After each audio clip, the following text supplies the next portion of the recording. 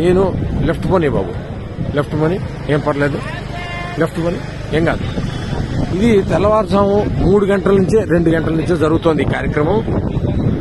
ఇది చూడాలి అసలు ప్రజలు. ఇది అర్ధరాత్రి 2 గంటలకు వీళ్ళు వచ్చారు.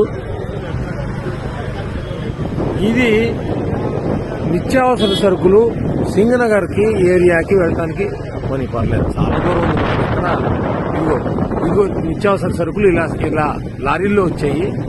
ఇలా బియ్యం మీద, నాణ్యమైన బియ్యం, ఈ డైలీ ఇంటింటికి జరిగేటువంటి పంపించినటువంటి వ్యాన్ల మీద వీటిలోకి సప్లై జరుగుతోంది.